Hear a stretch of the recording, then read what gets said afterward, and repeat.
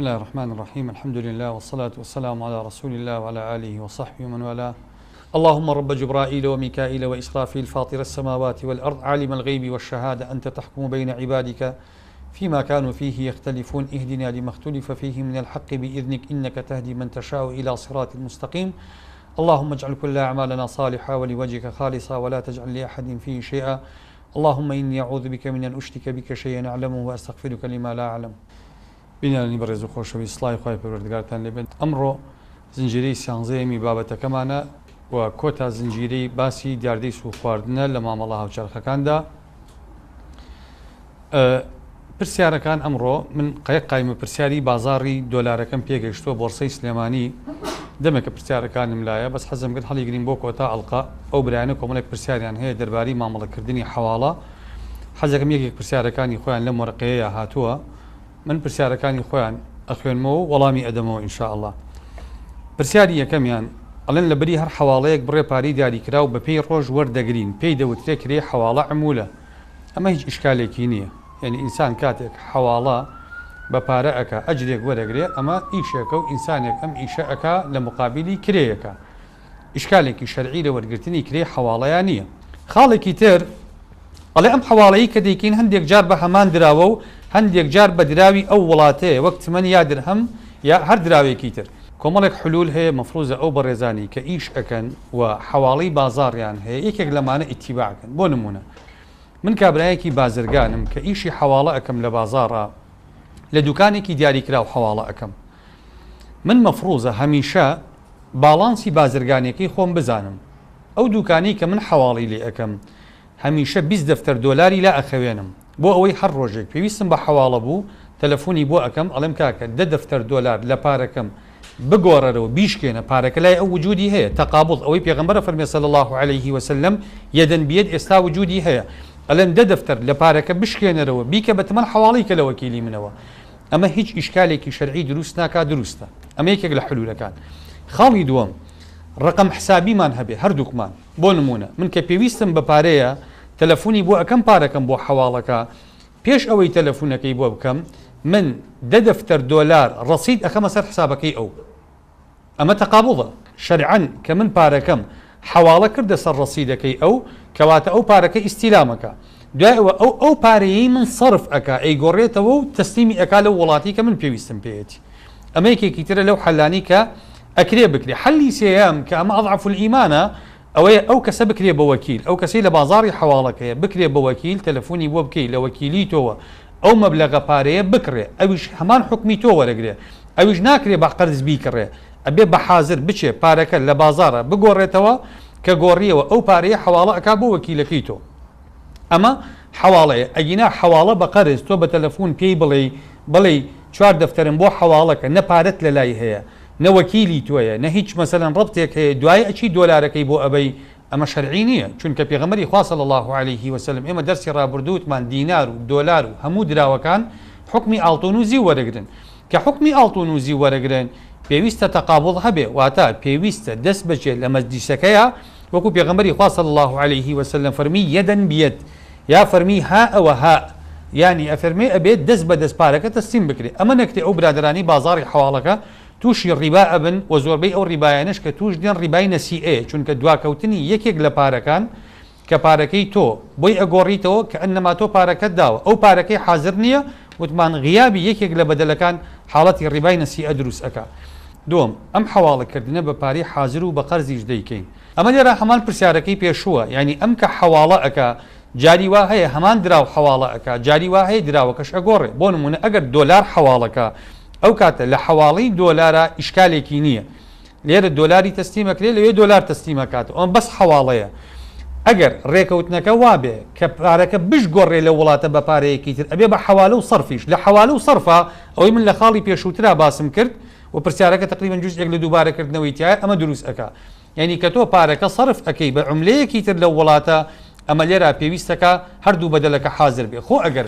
نفسی عوملە حەواڵە بکرێ ئەو کاتە ئیشکالی نییە ئەگەر من پارەی شم لای نەبێ. یعنی بۆ نمونە من پێی ئەڵێم کاکە 10 ملیۆن تمەنم هۆ حواڵەکە بۆ ئێران و من لێرە دوایی تمەنەکە ئەیەمەوە بە دوکانی حواڵەکە لێرە ئەمە صرف نییە کە صرف نەبێ یەدەنبیەت تایە ضرور نییە ئەو کاتە دوکانی حواڵەکە قەرزی 10 ملیۆن تمەنی لای من ئەبێ و حواڵی کردووە ئجووری حواڵەکەی ئەدەمێ یەک خاڵ لێرە ملاحەزە بکەن ئەو برادرانی ئیشی حواڵەکە ئەکەن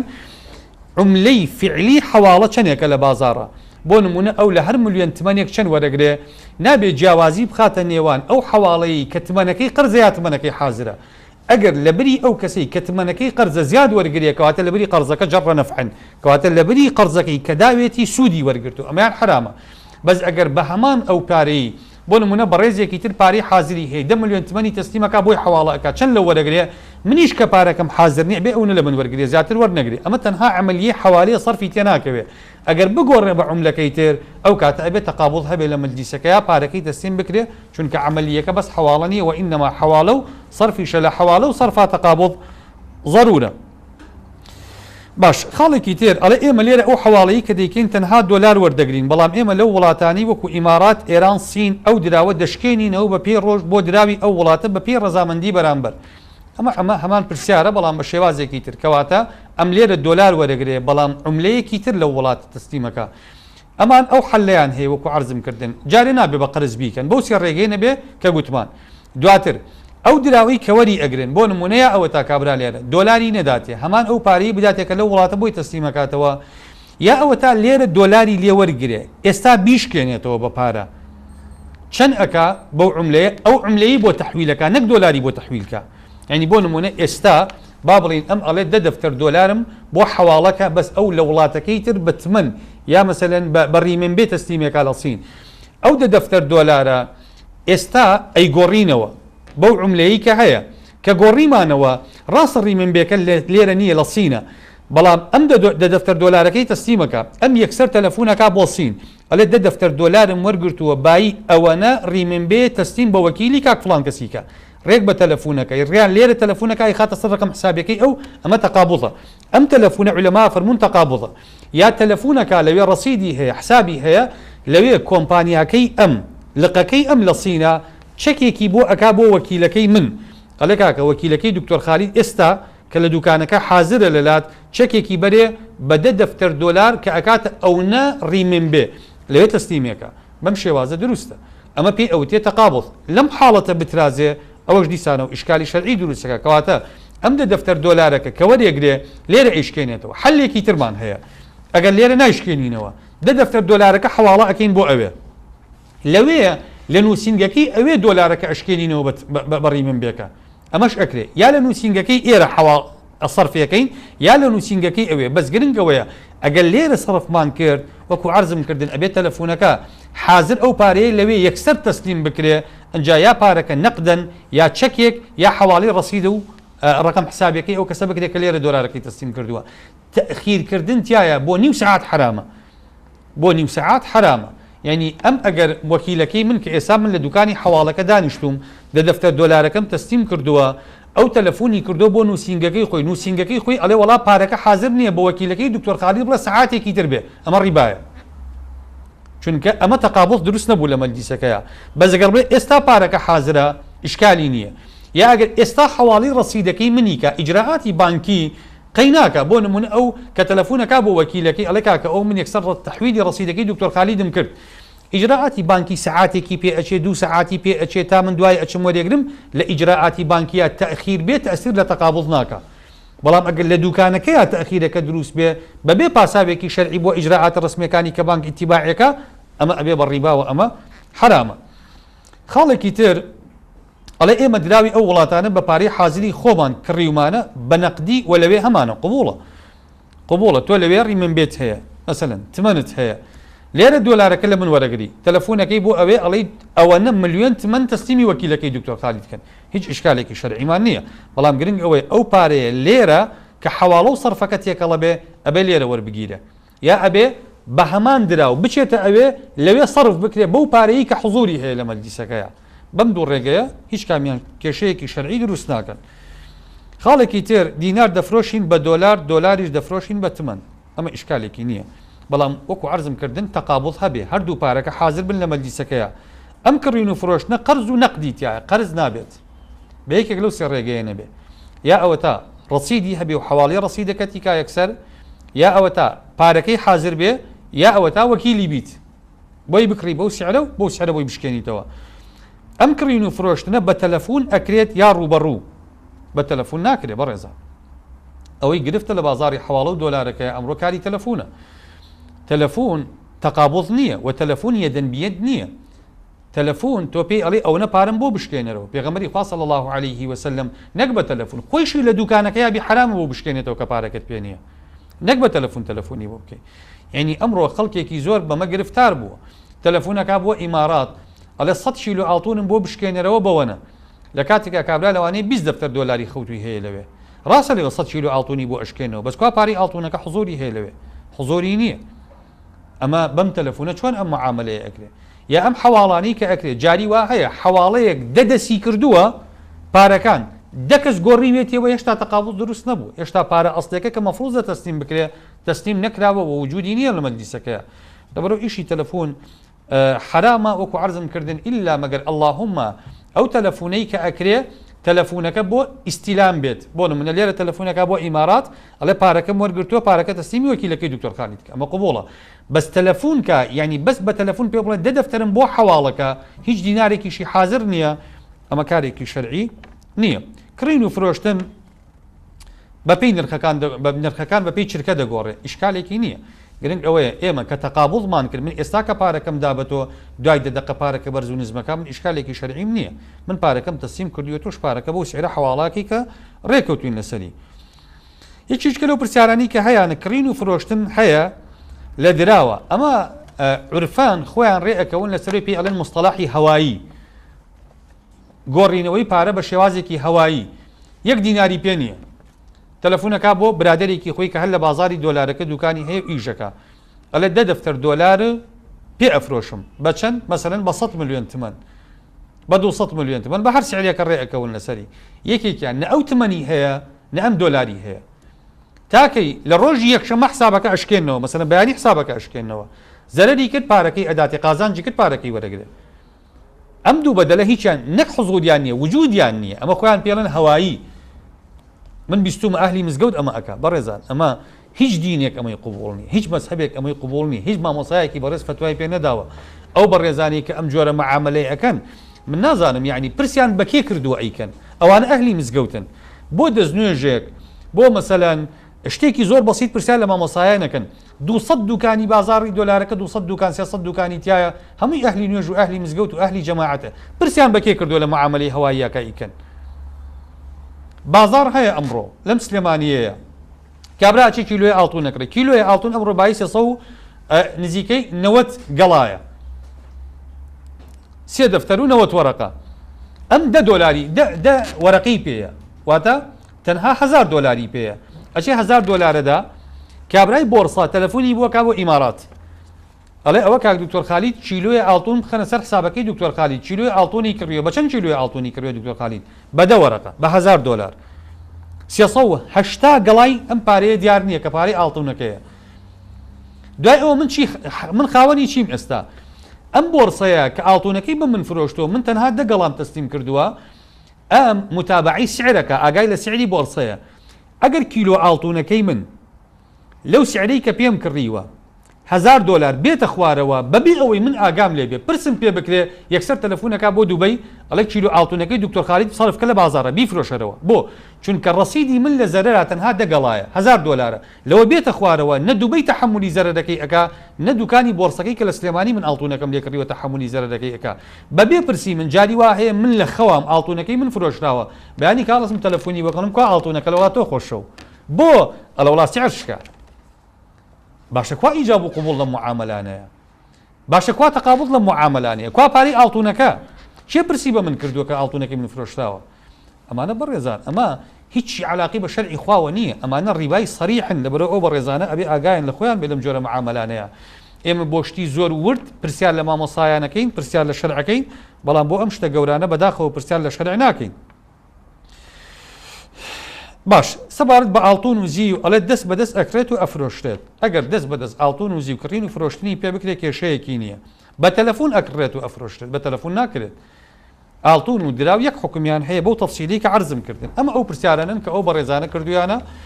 من هیوادارم ئەگەر ئەوان پرسیاری تر یا مەسەلەن وردەکاری تریان هەیە یا ئەیانەوێ پرسیاری مامۆسایان بکەن بۆ ئەوەی تووشی حرام نەبن نەخۆیان و نەخەڵکیش تووشی حرام بکەن چکە ئێمە ئاگادارین زۆربەی معاملەکانیان بەم شێوازی کە هەیە و ئەمڕۆ کاری پێ ئەەکەن ئەم معاملانە حرامن.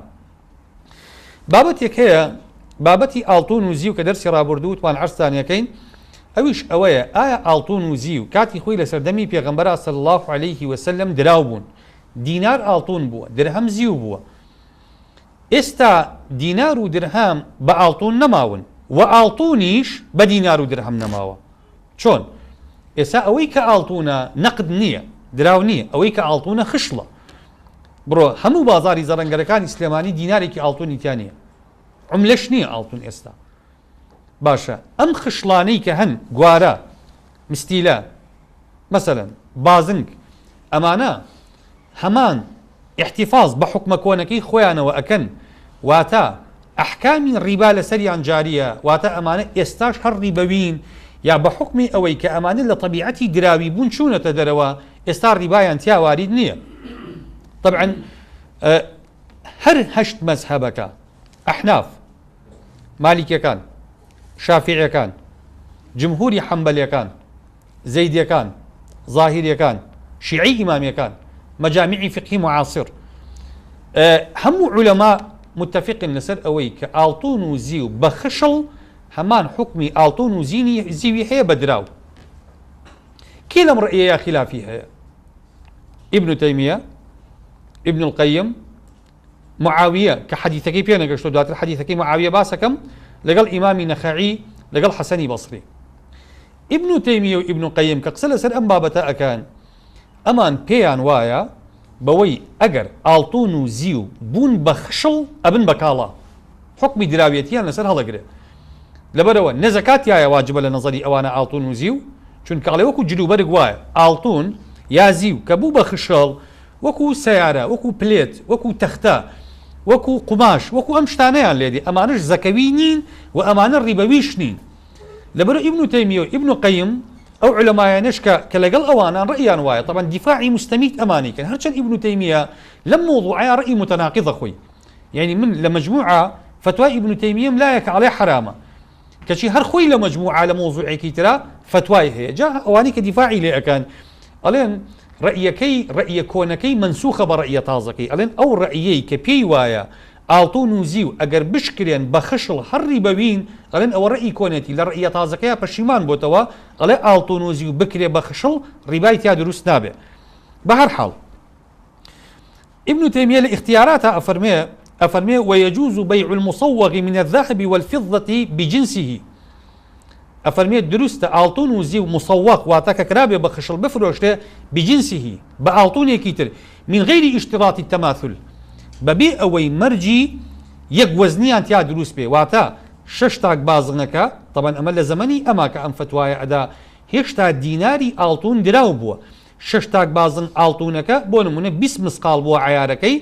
ئەگەر وا ئیفتیڕازکەین ئەگەر هەر دینارێک مسقال بوو بێ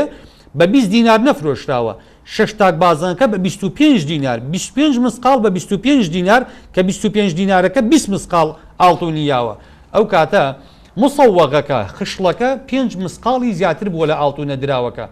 ئیبن تەیمیە ئەفەرمێ ئەمە جائیزە ئەو 5 مسقاڵی کە زیادە لە مقابلی کاری دەسایە ئەو کابرایی کە مەعمەلەکەی هەیە ئەم نەخش و نیگارە و ئەم مەعمەل و ئەم مەکائین و ئەم کرێکاری کە هەیەی ئەم ئاڵتونە ئەتوێنێتەوە و لە قاڵبی ئەدا و ئەیکا بە خشەڵ ئەڵێ ئەمە مەجای ئەوەی پێ ئەدا کە پارەی زیاد لە مقابلی ئاڵتونەکەی خۆیان وەرگرێ.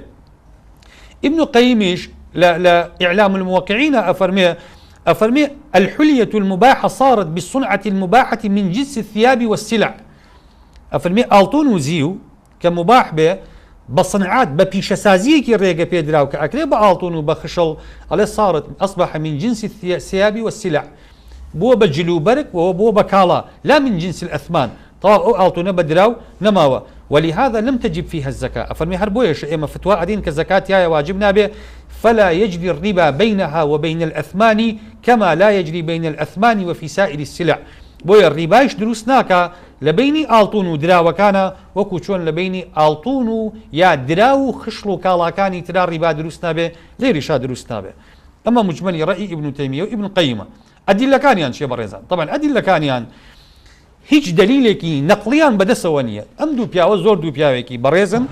وشيخ الإسلام ابن تيمية يعني كسناتو أنا نقدي تفكير يا نقدي استدلالي أم بياوبك بلام علماء فرمون لكل عالم عفرة همو عالمك عفريها وكو إمام مالك جاي فرمو كل يؤخذ من قوله ويرد إلا صاحب هذا القبر همو كسي قسي ورقيري وقسيش رد بيتوا إمام مالك لخزمت روزي بيغمبر أبو أي فرمو صاحبي أو قبرنا بيقسي ردنا بيتوا قسي بيغمبر ردنا بيتوا أمدو بياوا لم موضوعيان يان بيكاوا يعني أدلة كان يعني مجرد أدلة عقلين لكاتك أمدو بياوا يكيك للروادي مذهبي أثر أهلي أثر يعني أمانة زور متمسك بحديث كتشي ليرا سبحان الله حظ حديثي صحيح رد أكنه بكم لك استدلالات عقلي بونمونا كأرويت وسر اختياريات أقريت وسر مثلا ابن القيم لا تفسيري آراء كان إخويا لإعلام الموقعين وأمانيا يك حديثيان بيني استدلالات كان مجرد عقلين بونمونا عليه ابن القيم فرمي علة لذهبوا في الضياء هو كاري حرام بون لألطون وزيوا أويك أمانة دراون أفرمي خشل دراونية خشل بازن دراونية كبوبة خشل كوات أو حكمي أقوري دوم أفرمي تش عقلك طبعا ليرشا أما نبير نشي أم فتوايا بو زمني أوانا كهيشتا دراو ألطون وزيوا ابن القيم أفرمي تش عقلك ده باسم مسقال زي ألطوني هي يا زيوي هي چه عقليك دي خوي ماندو أكا أيكا بخشل هلاقة بيتيايا دوايش هربي فروشتو ببيز دينار أي ماندو بونا كيبو ابن قيمة أفرمي ليرا منطقينية أما تو بلي كابرا ماندو بونا كي لخشلك يا ناتواني زياد لباري وربقري كماندو بوا بدروس كردني خشلك بس أم استدلالك عقلي وكو عرزم كردن خالي كتير عليه محل من أويا يا أبي بقلك بلين خشل عن أصلا دروسنك شون كقيمتي نية بنفسي دراوي فروشيتوا بنفسي علوي فروشيتوا يا أبي بي بلين باري ماندوبونك تور مقرا أما شهر قرصة يا أبي بي بلين برو بيفروش آلتونك بقن موجوب أوي مفاضلة بي وزيادي بي ورقري عليه أمانة هيك مبدئي شرعي قبولي ناك لبرو عليه أما مقبول نية يكي إشكالو بلغاني كأي هنيته ابن القيم أفرمي باشا لسردمي بيغمبر صلى الله عليه وسلم إما چنجال بستومانا بيغمبري خوا كداوي خيري أكن آفرة كان غواركاني قويان دا أكن أيان دا بخلقي فقير بازنا كان يان دا أكن أيان دا بخلقي فقير ابن القيم أفرمي أجر أم آفرتانا آلتون أم فقيرانا كآلتون كان يان ورقرتوا كآفرة كان بيان بخشيون قال أجر فقيرك شو آلتونكي قوري وتوا بنفسي وزني خوي بدينار كواتا فقيرك شي إسفادة كردوا هیچی استفاده نکردووە ئەڵێ کەواتە ئەبێ ئەمانە زیاتریان کردێ بێت لە بازارە لە نرخی خۆیان بۆ ئەوەی ئیسفادەکەن ئەمانە کە فرۆشتویانە ئەبێ بە نرخێکی زیاتر لە دینار و دراوە کە فرۆشرابێ ئەمە دیسانەوە ئیستیدلالێکی عەقڵیەکە ئەوەیکە چونکە ئێمە ئەحادیثی صحیحمانەیە کە ڕەدی ئەمە ئەکاتەوە ئەمە مجمەلی ئەدیلەکانیانە یعنی بەس ئەوان تەنزیرەکەن لە بابی عەقڵ وەڵێن لە سەردەمی پێغەمبەر صلی الله عليه وسلم ئەم حاڵەتە دروست نەبووە من ئێستا دێمە سەر وەڵامە كان كجمهور وەڵامی ئەمانە دەنەوە بزان بەڵگەکانی ئەمان چەند ضعیفە جارێ هەموو حەدیثە صحیحە كان کە پێغەمبەری خوا صلی الله عليه وسلم لە سەردەمی خۆیان فەرمووی الذهب بالذهب والفضة بالفضة والبر بالبر أما واضحة كبيغمبري لزر دمي بيغمبرا آلتون بس دراو نبو أما افترايا أجر إيما بلين لسر دمي بيغمبرا آلتون بس دراو بو وإنما آلتون خشلش بو دراوش بو أيبو بيغمبري صلى الله عليه وسلم فرمي آلتون بآلتون بمطلقي بو خشلو دراو ليك جانا كاتو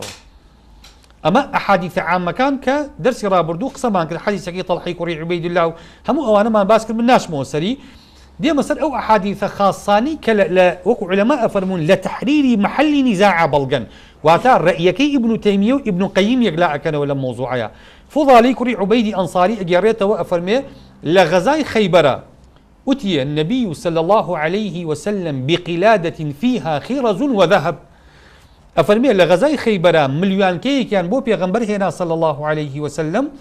كالغنيمة جيرابو أفرمي فيها خرز زرقون مورويت يابو مليون ككا وذهب وآلطوني شيت يابو مليون ككا بيغمبر إخوة صلى الله عليه وسلم أمر بنزع الذهب الذي في القلادة فنزع. أفرمي بيغمري خوا فرمي أعطوني مليون كليب كنوا، أعطوني مليون كل مروز رجونا كان جاب كنوا. ثم قال رسول الله صلى الله عليه وسلم الذهب بالذهب وزنا بوزن. كاتا ابن تيمية وابن قيم درباري حديثة على شيء مليون كيك خشلة أعطوني مليون ككا بو بيغمبري خوا فرمي مروكاني ليب كنوا. إسا أو برابر زاني زرنجركاني إما واكن أعطونا كاني أوان خشلة دينار ودراو حكمي أعطون ورقده. كواتا أم فتواي دقيقني أوان إيشي بيبكن بلين خشل لسر أم فتواي ابن كمان يعني أمام مناقضي نص حديثي بيغمبر صلى الله عليه وسلم. دوم عطاء كري يسار حديثك قريته لمعاوية كري أبو سفيان فمن معاوية كري أبو سفيان باع سقاية من ذهب أو ورق. معاوية دفريكي فروشت دفرك آلتون بوا يازيو بوا يكيك لم جنس الربويان بوا بأكثر من وزنها فروشتي بوزني خوي زياتر بو نمونة دفرك 5 مسقال بو فروشتي ب6 دينار اگر افتراس كي نوتمان مسقال 1 دينار هيك بي فروشتي بوزني خوي يا 6 دينارك 6 مسقال آلتوني داوا افرمي فروشتي بزياتر. ابو الدرداء لويبو ابو الدرداء فرمي سمعت رسول الله صلى الله عليه وسلم ينهى عن ذلك. بمعاوية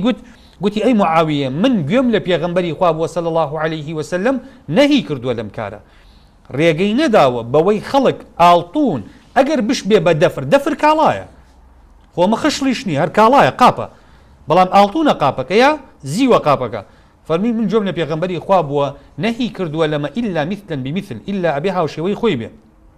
معاوية قلت ما أرى بهذا بأسا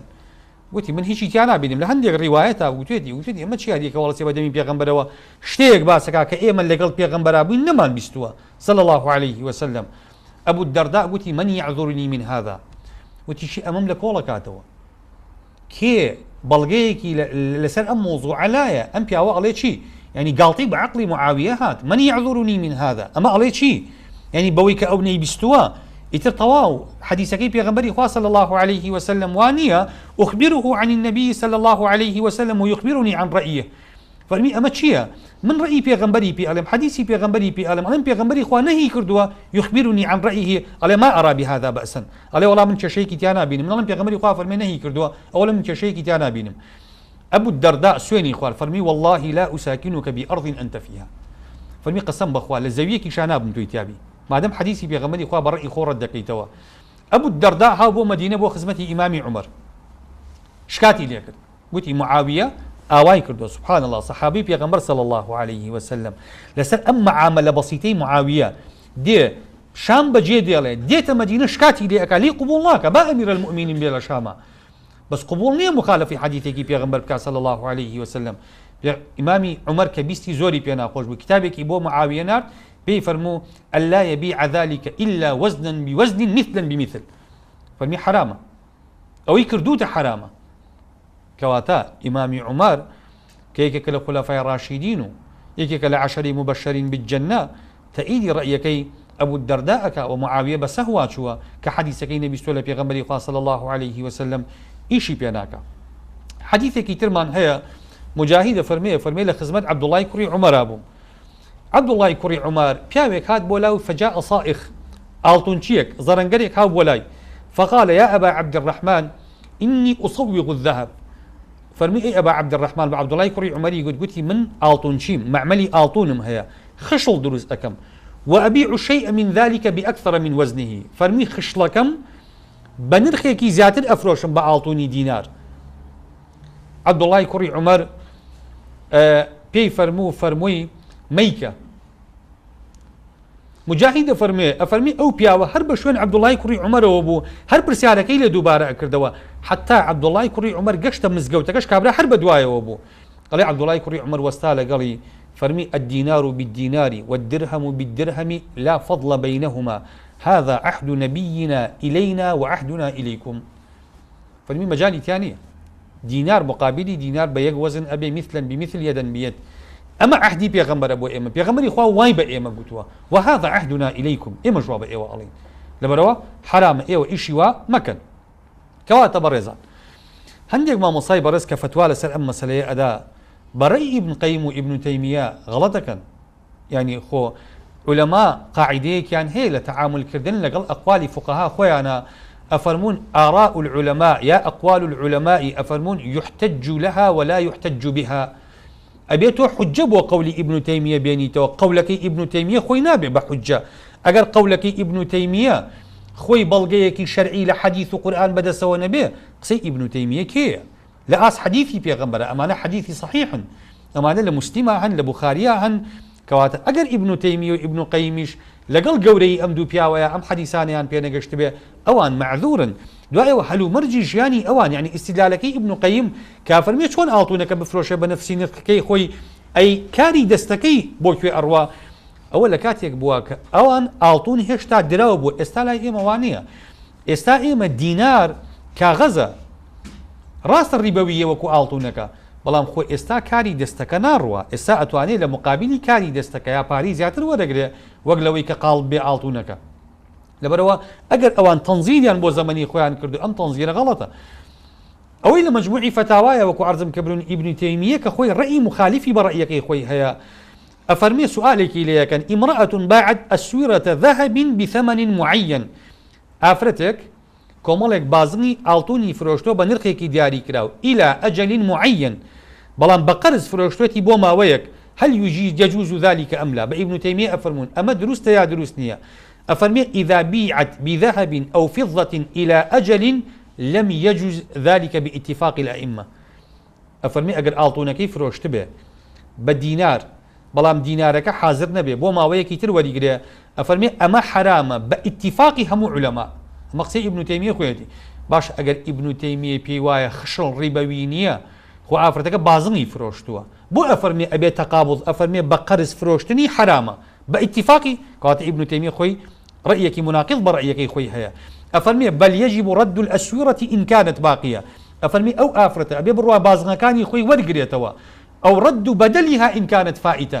یا شش تاک بازن بە وەزنی بازنەکانی خۆی لە زەڕەنگەرەکە بسەنێتەوە والله أعلم معاملەکە حرام و ئەبێ هەڵبۆشێتەوە معاملەکە ئەمە ڕەی ئیبن تەیمیە خۆیەتی قاضي عياض أفرمي حديثكي بيغمبر ديني صلى الله عليه وسلم الذهب بالذهب والفضة بالفضة أفرمي الحديث عام في جميع أجناسها أفرمي أم حديثي بيغمبر حديثكي قشتيرة هم جنسي آلتون كان قريتوا من مشكول ومصوغ وتبر وجيد ورديء ولا خلاف في هذا أما إجماع علماء باسيكا رأي ابن تيمية وابن قيم أم إجماعها الله وشينيتوا إمام نووي أفرمي كاتب يغنبر أفرمي صلى الله عليه وسلم الذهب بالذهب أفرمي يتناول جميع أنواع الذهب والورق من جيد ورديء وصحيح ومكسور وحلي وتبر وغير ذلك إمام نووي أفرمي كاتب يغنبر أفرمي الذهب بالذهب ميفروشن أفرمي هرشي أنواع آلتون هيا آلتونك باش به خراب به عياري برز به نزم به آلتوني قالب به آلتوني خشل به توزي آلتون به أفرمي حمو أمانة حرام وهذا كله مجمع عليه أفرمي أما علماء إجماع يعني هي لسر أمر رأيه وخلاف تاني إمام الشافعي رحمة الله عليه لكتابي أمة أفرمي ولا خير في أن يصارف الرجل الصائغ أفرمي هيش خيري كيتيانية كبيابك لقل صائغ لقل آلتون شيكا لقل زرنقرك وارب كبير الفضة بالحلي الفضة المعمولة عليه هيش كاريكي شرعينية أقل زیوێکی دروست کراو زیوێک کە کراوێ بە خشڵ بیا بە زیوێک کە دراوە ويعطيه إجارته لە هەمان کاتا پاری زیادی دروستکردنی خشڵەکەی باتێ لأن هذا الورق بالورق متفاضلا ئەفەرمێ چونکە ئەمە زیو بە زیوە و پاری زیاتری چۆتە سەر فتوایەکی عوثەیمین هەیە شێخ عوثەیمین بەڕەحمەت بێ کە ئەو فتوای معاصرینە أفرميت تبديل ذهب بذهب مع إضافة أجرة التصنيع إلى أحدهما أمر محرم لا يجوز قرينوي آلتون بآلتون لقل أوي ككري دروس كردني آلتون بخلية سريكي كان حرام دروس نية وهو داخل في الربا الذي نهى عنه النبي صلى الله عليه وسلم أما أو رباية كبيغمري خافرميتي ميكن أما إن كان التاجر صائغا أفرميه أجر بازرگانك زرنگرك بازرگانش بول همان كاتا فله أن يقول خذ هذا الذهب اصنعه لي على ما يريد أما رأيك زور منطقية من معملي آلتون هي كابراك دي من کیلۆی ئاڵتونی لێوەرناگرم کیلۆی ئاڵتونی دروستکراوی بەمێ و پارەی زیاتری لێوەرگرم نە ئیبن عوثەیمین ئەفەرمێ کابرا قاڵبەکەی باتێ کیلۆیە ئاڵتون بڵێ ئەمە قاڵبە کیلۆیە ئاڵتون بۆم بکە بە خشەڵ کە کردی بە خشڵ لە هەموو مسقاڵێکە من $10 ئەدەمێ $20 ئەدەمێ ئەو کاتە ئەمە ئیجارەیە و سنعەتە ئاڵتون بە ئاڵتون گۆڕینەوە نییە چونکە من ئاڵتونەکەی خۆمم پێداوە بۆم ئەکا بە سنعات ئاڵتونم پێ نەگۆڕیوەتەوە بە ئاڵتونێکی تر و زیادی لێوەرگرت بێتم ئەمە حرامە لەبەرەوە ئەم بەڕێزانە ئەبێ زۆر حەزەر بکەن لەم معاملەیە وخۆیان و خەڵکیش تووشی ڕیبانەکەن و ئەو فتوای ئیبن تەیمیە و ئیبن قەیم بە نەزەری اعتیبار لەم مۆزوعەیە نهائیاً وەرناگیرێ و فتوای پێ نادرێ چونکە مخالفی ئیجماعی فقەهایە. بابەتێکی ترمان هەیە بەڕێزان کە ئەمەش دیسانەوە شوبهەیەکی شەرعی دروست ئەکا ئەویش حەدیثێکی عەبدوڵای کوڕی عەباسە کە عەبدوڵای کوڕی عەباس گوایە حەدیثێکە گێڕێتەوە لە پێغەمبەرەوە صلی الله عليه وسلم طبعا حەدیثەکە عەبدوڵای کوڕی عەباس خۆی نایگەڕێتەوە لە ئوسامەی کوڕی زەیدەوە ئەیگەڕێتەوە کە ئەفەرمێ إنما الربا في النسيئة أفرمي رباي بيع تنها لنسيئة هي واتا رباي بيع تنها لقرزة هي بوي ببي أنفت وهي عبد الله كوري عباس ب گۆڕینەوەی دینار بە دینار ئەگەر دینارەکەی کەش زیاتر بێ یا ئاڵتون بە ئاڵتون ئاڵتونەکەش زیاتر بێ بەبێ ئەم فتوای عەبدوڵای کوڕی عەباس بێ کەواتە ئەم کارە شەرعیە بەڵام ئەم ڕەئیەش دیسانەوە فتوای پێ نادرێ و ڕەئی جیاواز هەیە لەسەر ئەوەی کە ئایا عەبدوڵای کوڕی عەباس ئەم ڕەئیەی ثابت بووە لەسەری یا پەشیمان بۆتەوە والله ئەعلەم یعنی ئەوەی کە ثابتە سەعیدی کوڕی جوبەیر حەدیثێکە گێڕێتەوە ئەفەرمێ من 20 ڕۆژ لە هەندێک ڕیوایەتە 70 ڕۆژ پێشەوەی وەفات کات چوون بۆ خزمەتی پێم گوتم ئەم ڕەئیە ڕەئی تۆیە ئەفەرمێ گوتی بەڵێ ئەوە ڕەئی منە ئەفەرمێ پەشیمانیش نەبووەوە لە ڕەئیەکەی و یعنی مصر بوو لەسەر ئەوەی کە ئەو قەناعەتی وایە کە ئەمە کارێکی شەرعیە و حرام نییە ئەگەر هاتوو بکرێ هەندێک ڕیوایەتیش هەیە ئەڵێن پەشیمان بۆتەوە بەڵام ڕەئی ڕاجح ئەوەیە کە پەشیمان نەبووتەوە باش کە دینە سەر ئەم حەدیثەی عەبدوڵای کوڕی عەباس ئایا علەما ڕەئیان لەسەری چییە طبعا جارێ علەما بە سێ شێوە قسە لەسەر حەدیثەکە ئەکەن یەکێک لەوانە قسە لەسەر نسخەکەن یەکێک لەوانە قسە لەسەر تەرجیحەکەن ئیمامی نەوەوی حديثك صحيح دينك كأفرمي أم حديث عبد الله كريم عباس كأفرمي إنما الربا في النسيئة حديثك منسوخة واتا لبداية إسلام واب وتنهار رباي نسيئها بوا بلام دواتر رباي فضليش دروس بو حديثك براء كري عازب أفرمي كإمام النووي لشرح صحيح مسلم أي هنا أفرمي براء كري عازب أفرمي قدم النبي صلى الله عليه وسلم المدينة وتجارتنا هكذا أفرمي كبيغمبري خوا صلى الله عليه وسلم تشريفي هنا يا مدينة إما دينار مان بدينار أقوريوه بمتفاضل بزيادو كم أمان قوريوه أي كنا نعطي الدرهم بالدرهمين يك درهم زيو مان أفروش بدو درهم زيو والدينار بالدينارين يك دينار زيو آلتون مان أفروش بدو ديناري آلتون يعني كواتا معاملة مان بالرباي فضل أكر فلما قدم وتجارتهم هكذا أقرهم عليها أفرمي كبيغمبري خوا هات بيني ام بازرگاني اكين بيدنگ بو لسري واتا نهي نكر للرباي فضل ثم جاءتنا احاديث التحريم ففهمنا ان الامر قد نسخ دواتر احاديث الذهب بالذهب والورق بالورق والبر بالبر فالمك ام حديثانا هاتن حرامي كردن ففهمنا ان الامر قد نسخ هي قشتين كلمه دوار رباي فضل منسوخه واتا رباي فضل حرام بكري وشرعي نيه انسان بيكلمه دوار خالقي تلك علماء دينا صار تعارض وترجيح أفرمون أو أحاديثاني بيغمبر صلى الله عليه وسلم أميك عبد الله كوري عباس أفرمي إنما الربا في النسيئة أفرمون أما حديثك عامة أحاديث كاني تر خاصا دلالتي عام وخاصيش واضحة لفقه دلالتي خاص قطعية دلالتي عام ظنية چونك همو عامك تخصيص كراوة وهركاتك دلالتك قطعي بمقدمة نسب دلالتك ظني لبرو أما نفرمون حديثك عبد الله كوري عباس حديثك عام إنما الربا في النسيئة أحاديث كانت خاصا الذهب بالذهب والفضة بالفضة والبر بالبر والشعير بالشعير لا تبيع الذهب بالذهب إلا يدا بيد ومثلا بمثل أما أحاديث صحيح وأحاديث صريح كواتا مقدما خالي كتير حديث كاني بيغمبر صلى الله عليه وسلم كباس الرباي فضل كان منطوقا إما دوشت مان هي العلم أصولا منطوق مفهوم مان هي منطوق واتا نصا حديثك بيمان الله أفرمي الذهب بالذهب يدا بيد سواء بسواء أما منطوقة. إنما الربا في النسيئة مفهومي مخالفكي يعني لا ربا في الفضل، أما مفهومي مخالفي بألين لعلم حديثة ولا علم أصولا أجر منطوق ومفهوم متعارض بن إيش بمنطوقك إيش بمفهوم ناكره چونك مفهوم هنديك جار ورناگیره لبر اوي جاري واهيا او قيديك باسك لحديثك يا بي الين قيديك خرج مخرج الغالب يا قيديك بو مبالغه وتكثيره يا قيديك لبر مراعاة عرف قيدك وارد بو يرى هيجان نيه لبروا كاتيك بيغمبري خوا صلى الله عليه وسلم بمنطوق افرمي الربا فضل حرامه مفهوم حديثك عبد الله كري عباس ورناگیره خالي كتير أو أحاديثاني كباسي الرواية فضلكا كي الرواية كردون عبادي كري صامت إمام عمر أبو موسى أشعري أمانة كين برزان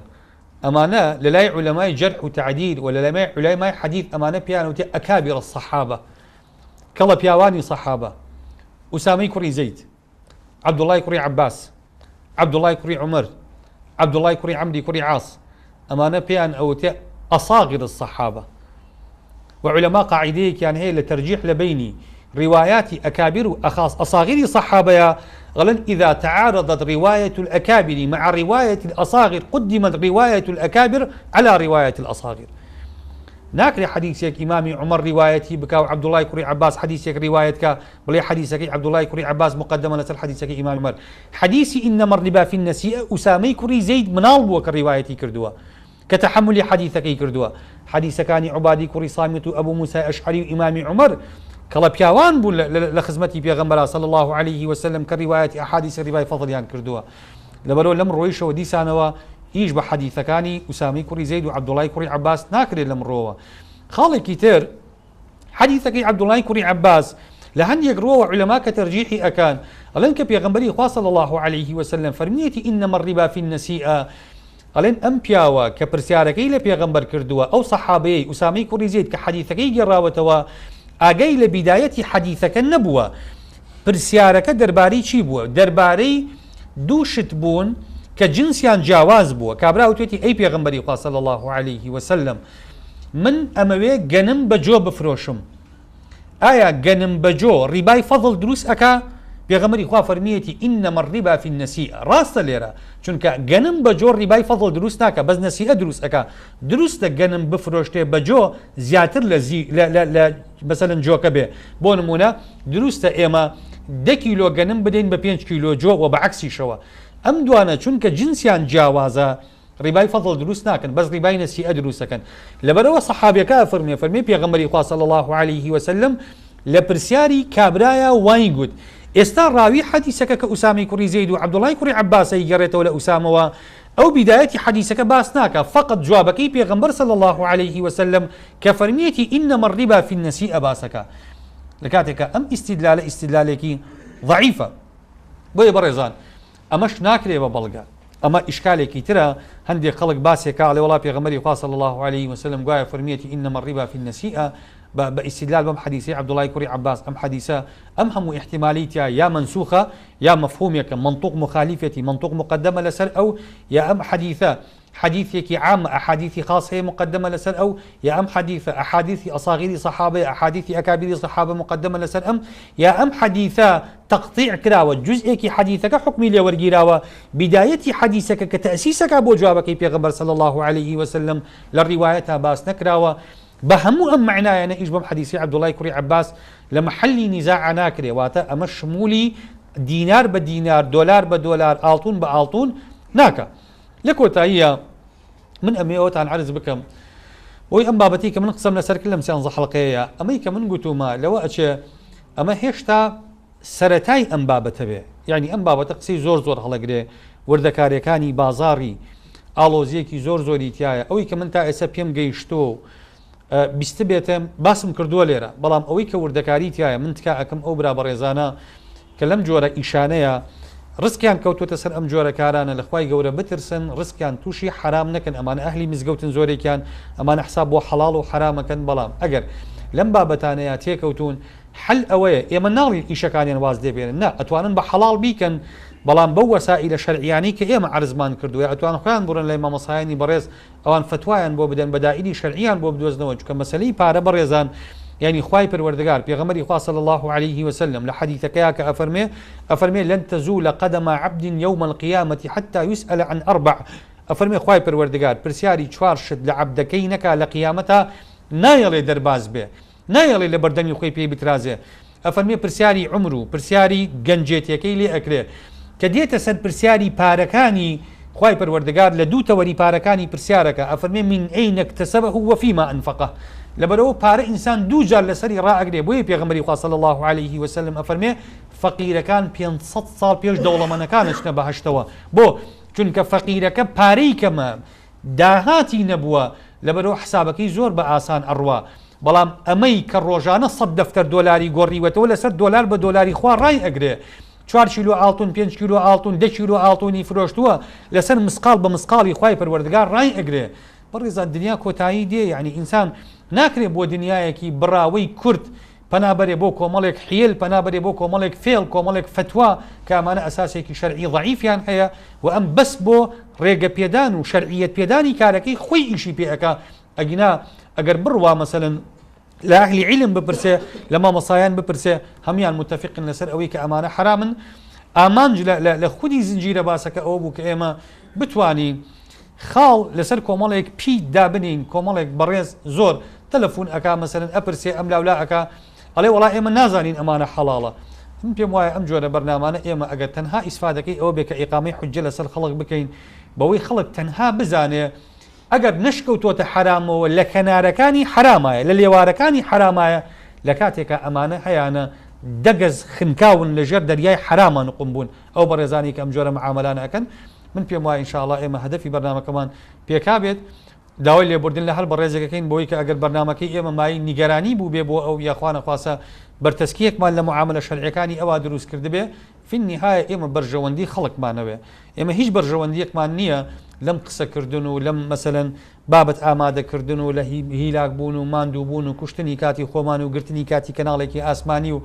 هیلاک بوونی ئەم بەڕێزانی کە تەشریفیان هێناوەتە ئێرە و دوای ئەوە بەگەڕان بە شوێن مەسادیری و سەرچاو ئەم جانیبانەیە تەنها خزمەتکردنە بە بەرژەوەندی ئەو بەڕێزانە لەبەرەوە من تکا ئەەکەم بۆی هیچ کات ئەوان واتێ نەگەن بۆی ئێمە ویستومانە لە بەرژەوەندیەکانی ئەوان بدەین یا سنووری بازرگانیەکانی ئەوان ناوەڵا ئێمە ئەمانەیە خزمەت بە قیامەتی ئەوان بکەین خزمەت بە ڕزقی ئەوان بکەین خزمەت بە تربیەتی مناڵەکانیان بکەین خزمەت بە پاشە ڕۆژی ئەوان بکەین لەبەرەوە هیواداری بەسەنگێکی فراوان ئەگەر ڕخنەیەک تێبینیەک سەرنجێکمان گوتبێ قبولي بكن أقول قولي هذا وأستغفر الله لي ولكم سبحان ربك رب العزة عما يصفون وسلام على المرسلين والحمد لله رب العالمين أجل هل بريزك برسالك هي من الخدمتنا باب فرمي بسم الله الرحمن الرحيم دعاء دست خوشی کاکتور باسی ئەو ئاڵتون و زیوت کرد درهم و دینار کە پێغەمبەری خوا سەڵەم باسی کردووە ئەگەر باسێکمان بۆ بکەی ئەو عملەی کە ئەوان بەکاریان هێناوە چی بووە لەبەرەوەی کە باسی تاریخی عملەی ئیسلامیە کردیان لە زمانی عەبدولمەلیک مۆرکراوە یعنی ئەوان ئایا هی خۆیان بووە شتێک بووە متفق بوونە لەسەری یاوەکو هی حەزارەتەکانی تریان بەکارهێناوە زۆر سپاس پرسیاری دووەمیشەوەیە یعنی معادلی چەندێکە ئەو زیوە کە حسابەکرێ ئەو ئاڵتون حسابەکرێ یعنی ئەمەکە ئەو مسخاڵەی ئێستا مەشهورە ئەو مسخاڵەیە ئەو دینارەیە بەڕێکی یانەکو جیاوازی هەیە